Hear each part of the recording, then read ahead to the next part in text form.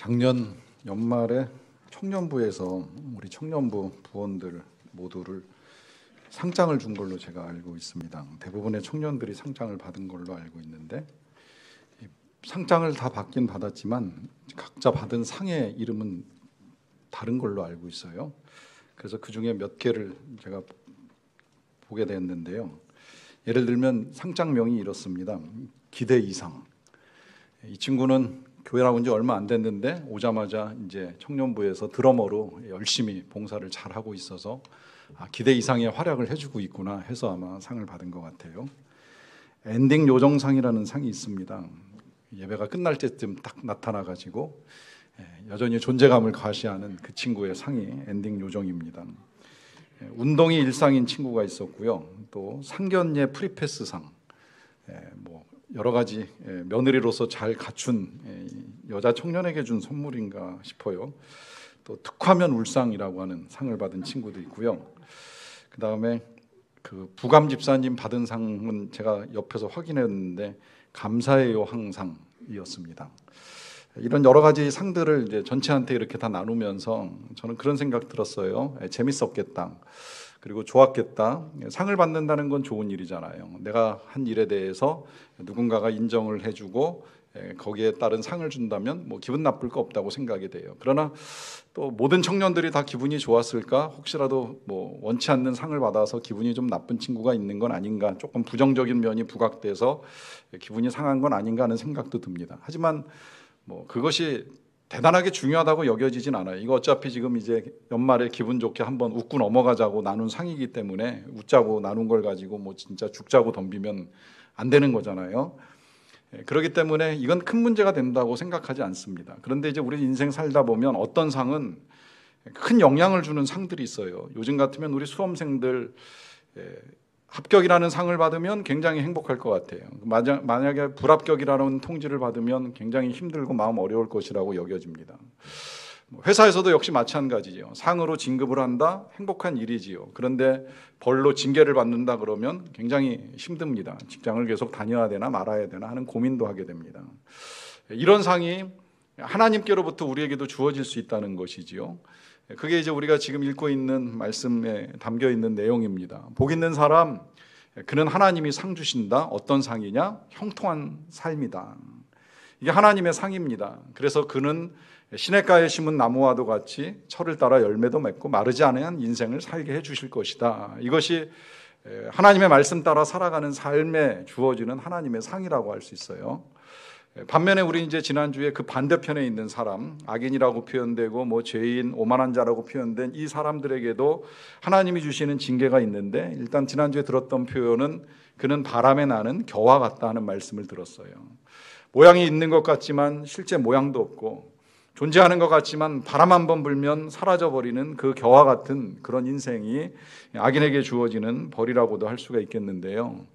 오늘 본문은 이제 거기서 이어져 가는 내용이에요. 그래서 5절에 보시면 그러므로 악인들은 심판을 견디지 못하며 죄인들이 의인들의 모임에 들지 못하리로다 합니다. 악인이 심판을 견딜 수 없다는 말씀과 함께 죄인들이 의인의 모임에도 들지 못하고요. 더 나가서 이제 나중에 6절 보시면 악인들은 망한다라고 합니다. 자, 이것이 악인이 겪게 되는 일이에요. 제일 먼저 이 악인들이 심판을 견디지 못한다라고 하는 건 심판하시는 하나님 앞에 설 수 없다는 것을 의미합니다. 하나님 앞에 설 수 없는 이유는 하나님 앞에서는 그동안 숨겨왔던 모든 악과 죄가 다 드러나기 때문입니다. 악인이 이 세상을 사는 동안에 그게 드러나서 뭐 감옥에 가기도 하고 벌을 받기도 하지만 모든 사람들의 악이 다 드러나지는 않아요. 때론 우리도 악을 숨기고 살아갈 때가 있습니다. 그러나 분명한 건 그 모든 악은 하나님 앞에서는 숨길 수가 없다라고 하는 것이지요. 이게 드러나게 되면 이제 그때로부터 이 수치심과 더불어서 고통이 임하고 거기에 이제 형벌까지 가해지면 말씀 그대로 망하는 인생이 돼버리고 마는 거예요. 그래서 감히 이 악인들이 의인들의 모임에 들 수 없다고까지 말씀을 하십니다. 이 의인들의 모임에 들 수 없다는 건 의인들의 공동체가 있다는 거예요. 이 의인들의 공동체에 대해서는 요한계시록에 가면 여러 차례 이제 우리에게 알려줘요. 그 모든 심판을 견디고 살아남은 의인들의 모임, 그 모임에서 사람들이 감사하면서 하나님 앞에 자신의 썼던 면류관을 하나님께 되돌려 드리고 하나님께 영광을 올려드리는 그 장면이 여러 차례 기록되면서 그들의 모임이 얼마나 영광스럽고 아름다운지를 우리에게 밝혀주고 있습니다. 이 귀한 모임에 악인들이 함께 껴서 하나님을 예배한다는 건 있을 수가 없는 일이지요. 그러니까 악인들이 의인들의 모임에 들지 못한다라고 하면서 그들은 망하게 된다 하는 것이 시편 마지막 절의 내용인데요. 우리는 그런 악인들의 삶을 지금 들여다보는 것이 중요한 것이 아니라 의인, 하나님께서 복 주시고 형통한 자로 살기 원하시는 그 의인들의 삶을 봐야 되는데, 그걸 보기 위해서 조금 전에 보았더니 악인들의 모습을 뒤집어 보셔도 좋겠다는 생각이 들어요. 자, 악인이 심판을 견디지 못한다라고 하면 의인은 심판을 견딘다라고 하는 것이고, 여기에는 악인이 되었건 의인이 되었건 심판을 면할 사람은 없다는 거예요. 이건 분명한 사실이고 성경도 우리에게 밝혀줍니다. 한 번 죽는 건 사람에게 정하신 것이고 그 후에는 심판이 있을 것이다. 다 세상을 떠나게 되어 있고 떠난 다음에는 그 뒤에 심판이 따르게 되어 있는데, 이 심판을 견디지 못하는 악인이 있고 심판을 견디는 의인이 있다는 거예요. 그 심판을 견디는 의인은 의인들의 모임에 들어갑니다. 절대 망하지 않습니다. 망하는 것처럼 보이지만 절대 망하는 일은 일어나지 않습니다. 그래서 제가 지난주에 요셉을 통해서 확인을 시켜드렸습니다. 이 요셉 종으로 팔려가고 감옥에 들어갈 때 망하는 것처럼 보였지만 망하지 않았잖아요. 그는 종으로도 흥했고 감옥에서도 형통했고 심지어 총리가 되어서는 많은 사람들을 살리는 귀한 사역을 감당하는 하나님의 사람이 되었어요. 성경에 그런 사람 적지 않아요. 다윗 같은 경우만 보더라도 그가 사울에게 쫓겨다닐 때는 망한 것처럼 보였어요. 어느 한순간에는 동굴 안에 숨었는데 동굴 입구까지 사울이 찾아와가지고 더 이상 피할 데가 없는 그런 인생이 돼버리고 말았어요. 또 나라를 벗어나서 블레셋에 가가지고 살고자 했을 때에는 블레셋 사람들이 그가 골리앗 죽였다는 사실을 기억해내고 그를 살려둘 수 없다고 하는 일도 있었어요. 그래서 할 수 없이 살기 위해 침을 흘려가면서 미친 척을 하기도 했어요. 여기까지 보면 완전히 망한 인생처럼 보이는 거예요. 그런데 그가 그런 삶을 사는 동안에 한 가지 붙든 것이 있습니다. 하나님의 말씀입니다. 그래서 사울을 죽일 기회가 찾아왔을 때에 우리 하나님께서 기름 부으신 자를 해할 수 없다라고 하는 그 말씀을 붙들고 그 말씀을 묵상하면서 그 말씀대로 사울을 살려둬요. 결과가 어떻게 됐는지 아시죠? 망한 건 다윗이 아니에요. 오만한 자의 자리에 앉아서 그 권세를 가지고 무고한 사람을 해하려고 했던 사울이 망하는 거예요. 자신만 망하지 않고 자신의 집안까지 다 망하고 말았어요. 이것이 악인의 결과예요. 바람에 부는 겨같이 날아가는 인생이 돼버리고 만 거예요. 반면에 의인이었던 이 다윗은 망하고 죽는 것처럼 보였지만 때가 이르렀을 때에 하나님이 살려주시고 높여주시는 은혜를 누리게 됩니다. 자, 이렇게 그가 망하지 않는 이유가 어디에 있느냐라고 했을 때 그 이유가 이제 이 6절 말씀에 나오는 겁니다.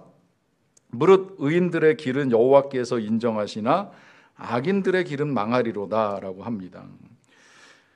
망하는 사람이 있고 망하지 않는 사람이 있는데 망하지 않는 이유가 여기에서 결정이 나는 거예요. 하나님께서 인정하시느냐 인정하시지 아니하느냐. 악인이 망하는 이유는 하나님께서 인정할 수 없는 삶을 살아왔기 때문입니다. 반면에 의인이 망하지 않는 이유, 그 삶이 형통한 삶이 되는 이유는 하나님께서 그를 인정하시기 때문입니다. 그래야 하기 때문에 우리는 이 인정과 칭찬을 받는 것이 아주 중요합니다. 문제는 누구에게 어떤 인정과 칭찬을 받을 것이냐라고 하는 것이 중요하지요. 제가 이렇게 이 인정과 칭찬에 대한 문제를 보다 보니까 그런 생각이 들었어요. 이것도 하나님의 형상 중에 한 부분이다. 우리가 가지고 있는 많은 것들, 창조한다든지 미를 보고 즐거워한다든지 선을 행한다든지 하는 많은 것들이 하나님이 가지고 계신 그 형상을 우리에게 주셨는데, 보다 보니까 우리가 누군가의 칭찬과 인정받는 걸 중요하게 여기는 것도 하나님 닮은 모습이다라는 생각이 든 거예요. 우리 하나님도 인정받고 싶어 하세요. 하나님으로 인정을 받고 싶어 하시는 거예요. 그러니까 이제 하나님이 만물을 만드시면서 좋게 만드시고 그 만물을 보는 모든 사람들이 그 만물 가운데 하나님을 보고 하나님을 인정하길 원하시는 거죠. 야, 하나님의 창조가 정말 기가 막히다. 우주를 만드신 것으로부터 시작해서 꽃 하나, 나무 하나, 열매 하나, 우리 생명을 만드시는 그 모든 것들이 정말 신묘막측하다라고 표현하는 그런 소리를 하나님이 무척 기뻐하시는 거예요. 이 창조로부터 시작해서 우리의 기도에 응답하시고 우리를 도와주시고 우리를 지키시고 우리에게 말씀하시고 우리에게 예수님을 통해 드러내시는 그 모든 사랑이 결국 한 가지예요. 우리가 하나님을 인정하기 원하는 거예요. 그 살아계심과 그분이 우리를 사랑하시는 것을 우리가 인정하고 믿기를 원하는 거죠. 이게 이제 안 되면 하나님이 힘드신 거예요.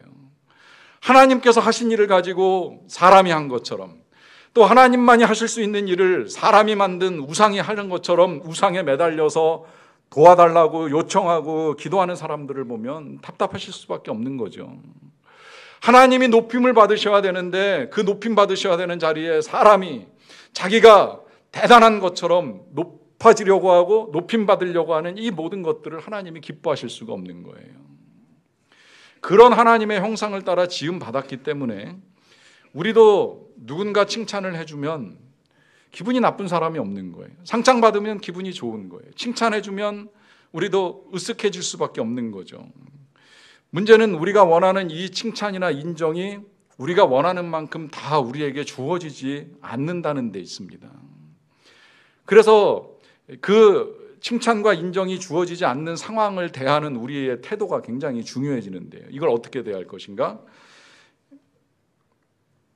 성인이 된 삶에 지쳐서 우울한 당신을 위한 위로의 심리학이라고 하는 부제가 달려있는 책에 가토 다이저가 쓴 마음을 쉬게 하는 법이라고 하는 책입니다. 이 책에서 저자가 그런 말을 해요.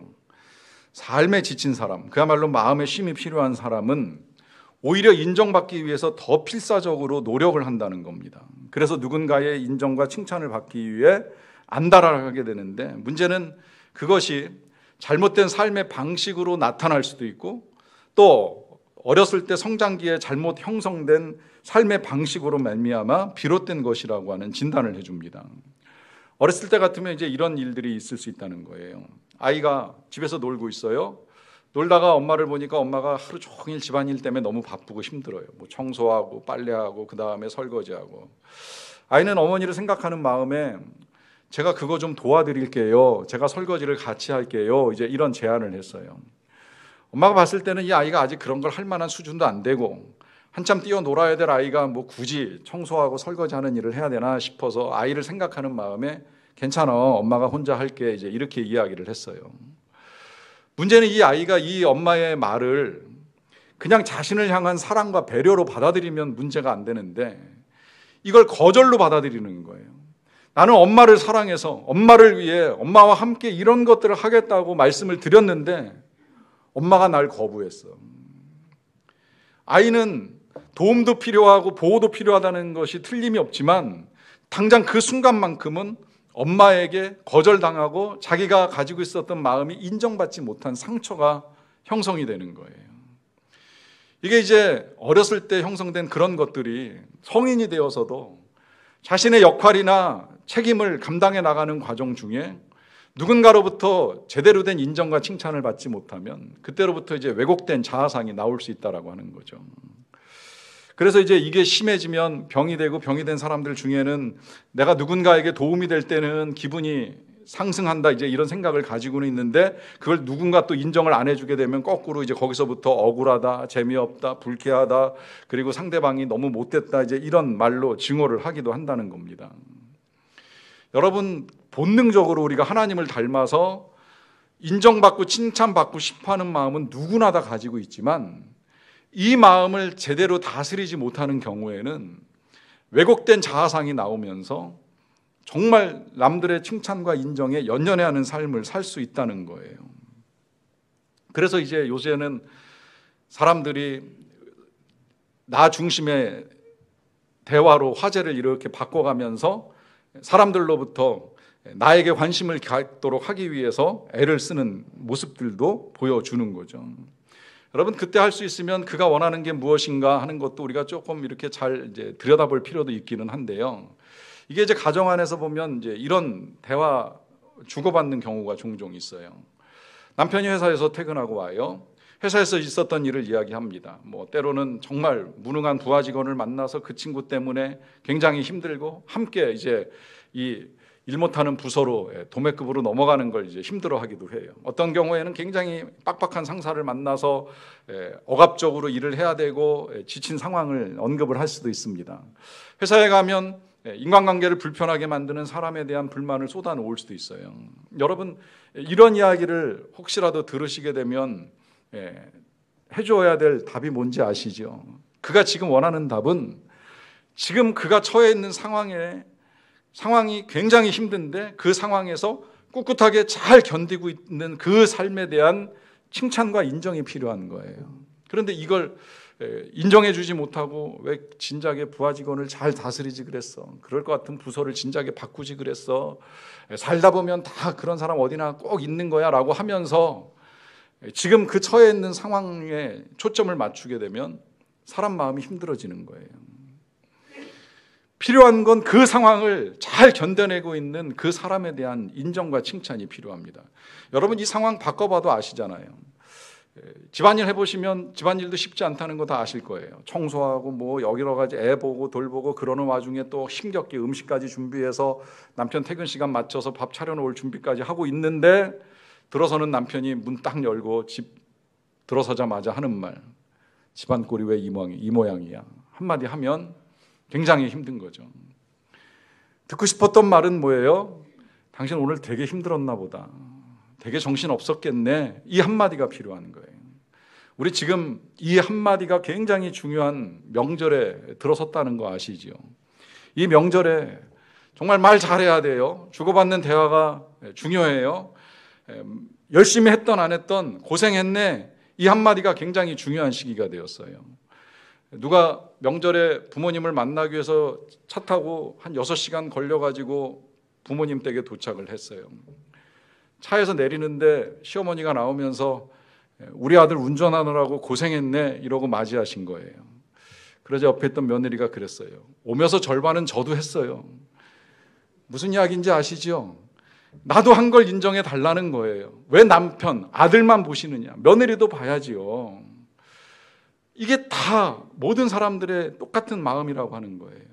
그러니 명절에 음식 만드느라고 누가 고생하든 고생한 것 같으면 힘들었겠네, 수고했네 이 한마디가 필요한 거예요. 먼 거리든 근거리든 간에 운전하느라고 애썼으면 고생했다고 등이라도 한번 두들겨 주면 좋은 거예요. 문제는 우리가 이걸 다 받을 수 없다는 거예요. 다 해주지 않는다는 거예요. 그러다 보니까 마음이 상하고 어려워지는 경우들이 종종 있게 됩니다. 이제 여기서 더 나아가서 우리들은 누군가의 인정과 칭찬을 받기 쉬운 세대로 접어들었어요. 이 SNS라고 하는 게 그렇잖아요. 내가 한 일들을 이렇게 올려놓으면 이제 거기에 대한 사람들의 반응을 우리가 받아들일 수가 있게 됩니다. 이게 참 놀라운 게 이제 과거엔 글로 올려놨으면 그 밑에 댓글이 달렸어요. 지금은 사진을 올려놓으면 그 밑에 좋아요가 눌려요. 이제 이것도 더 나아가서 이제는 영상으로 보여주잖아요. 그러면 구독수에 따라 내가 한 모든 것을 얼마나 사람들이 보고 인정하는지를 알 수 있는 시대에 접어들었습니다. 문제는 내가 원하는 만큼 좋아요도 찍히지 않고 내가 원하는 만큼 구독수도 늘어나지 않는다는 거예요. 그러다 보니까 이제 우리는 더 힘든 세대로 접어들었습니다. 여러분, 이런 상황 속에서 주님의 말씀을 들어보십시오. 주님이 마태복음 6장에서 이런 말씀을 하셨어요. 사람에게 보이려고 그들 앞에서 너희 의를 행하지 않도록 주의하라. 그리하지 아니하면 하늘에 계신 너희 아버지께 상을 받지 못하느니라. 여러분, 이 말씀을 잘 들으세요. 의를 행하지 말라는 말이 아니에요. 의를 행하셔야 돼요. 선한 일을 하셔야 돼요. 그 선한 일은 사람들에게 하는 거예요. 사람들을 위해서 하는 거예요. 그러나 그것을 보시는 분은 하나님이시지 사람이 아니라는 거예요.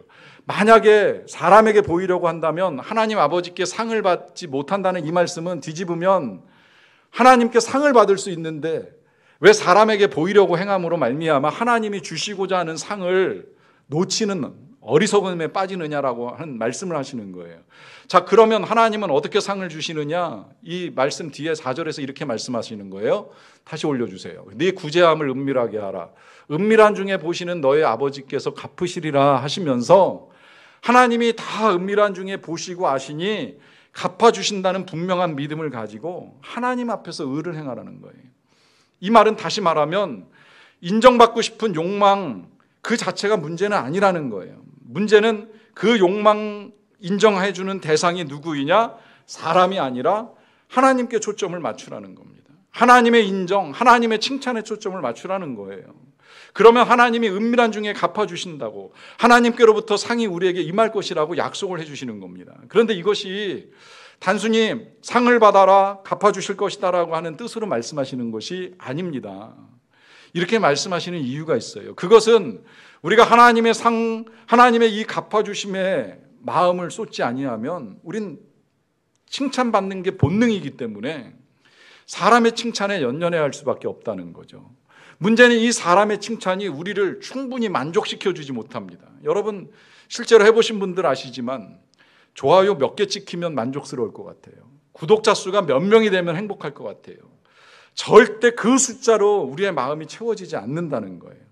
더군다나 이게 채워지지 아니하면 마음이 허전해질 뿐만이 아니라 우리는 또 다른 무언가, 때로 그러니까 좀 더 자극적이고 더 많은 사람을 끌어모으기 위해서 애를 쓰고 노출하는 사람들을 보는 경우도 있잖아요. 그만큼 우리의 마음은 하나님의 인정과 칭찬으로 채워지지 아니하면 채울 수 없는 연약함이 끊임없이 남아있다라고 하는 겁니다. 그래서 당부하는 거예요. 하나님의 판단, 그 판단에 따른 하나님의 칭찬에 모든 것을 맡기라 하는 것이죠. 여러분 이런 당부를 주님이 우리에게 하시는 이유는요, 여기서부터 이제 우리가 그리스도인의 자유가 나타나기 때문입니다. 참 자유가 하나님의 인정에 우리의 삶을 거는 데서부터 시작이 돼요. 제가 지난주에 전해드렸던 이 요셉의 상황을 보면서 생각을 해봅니다. 자, 이 요셉이 감옥 안에 들어가 있을 때 어땠을까? 그가 묶여 있었을까요? 물론 몸은 묶여 있을지 몰라요. 죄수로 묶여 있고 노예로 묶여서 고통을 당했을지도 몰라요. 하지만 저는 그 마음이 묶여 있다고 생각을 하지 않습니다. 오히려 그의 마음은 자유로웠어요. 왜냐하면 그는 하나님의 인정을 알고 있는 사람이었기 때문인 거예요.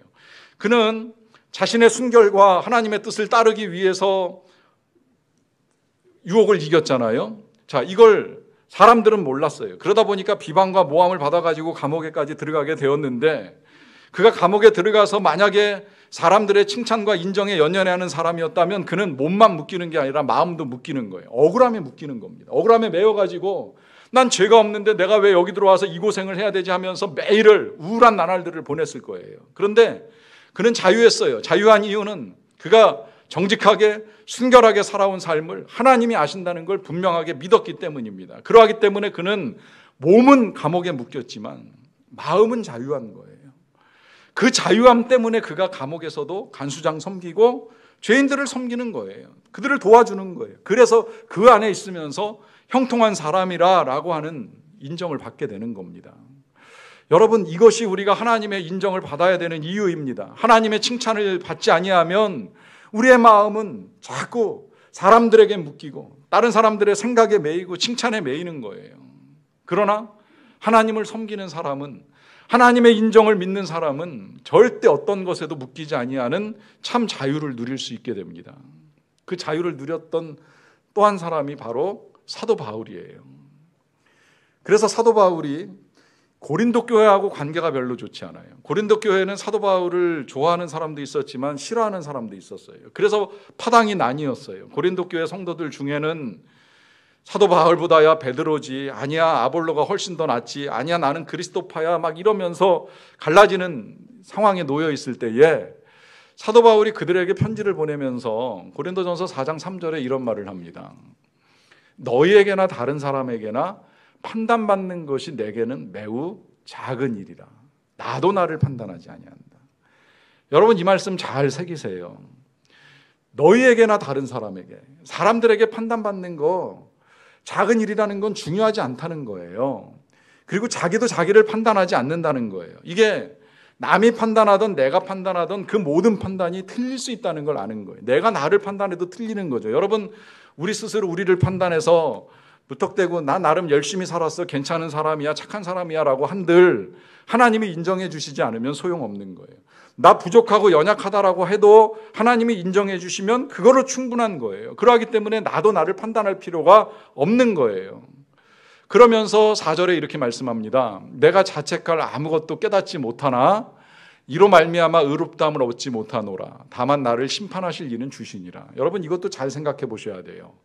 사도 바울은 자기를 자책할 만한 일은 없다고 생각을 해요. 왜냐하면 열심히 선교했으니까, 오직 주님만 위해 살았으니까 자책할 것이 없다는 걸 인정해요. 그렇다고 해서 자기가 의롭다고 생각하지는 않아요. 왜?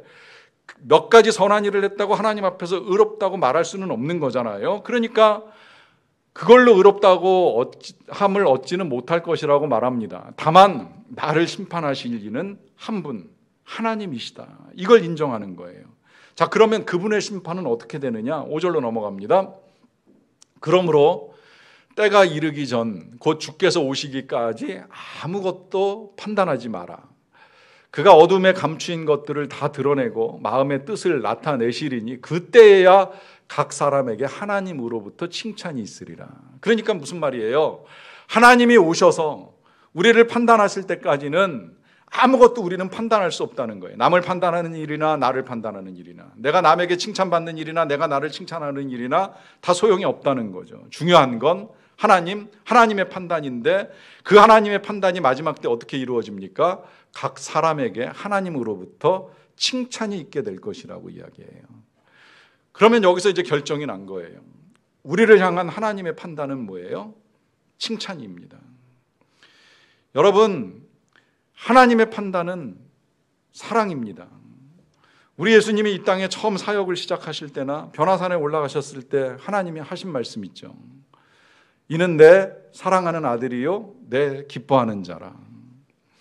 예수님이 그 말씀을 듣고 사역을 하신 이유는 우리를 그런 존재로 만드시기 위한 거였어요. 우리로 하나님께서 사랑하시는 아들이요 하나님께서 기뻐하시는 자라. 우리의 신분을 바꿔주시기 위해서 예수님이 그런 말씀을 듣고 사역을 하시고 십자가에 달려 돌아가시면서 우리를 살려주신 거예요. 그게 우리의 신분이 바뀐 거예요. 저와 여러분들을 향해서 이제 하나님이 동일하게 말씀하시는 거예요. 너희는 내 사랑하는 자요 내 기뻐하는 자라. 이것이 우리를 향한 하나님의 판단입니다. 우리는 그 판단 가운데 하나님의 자녀가 되었기 때문에 하나님의 말씀을 들으면서 이제 그 뜻을 따라 살기 위해 애쓰는 삶을 살아가는 거예요. 그렇게 보면 이미 우리는 복받은 사람이고 형통한 사람이고 하나님의 판단이 끝난 사람이고 하나님의 인정과 칭찬이 주어진 사람이에요. 그래서 이제는 더 이상 그 누군가에 의해서 연연해하지 않고 오직 하나님만을 섬기는 삶을 살아가는 자들이 된 것입니다. 제가 오늘 말씀을 준비하면서 지금 성경 속에 몇몇 형통한 사람을 봤어요. 요셉으로부터 다윗, 사도 바울까지.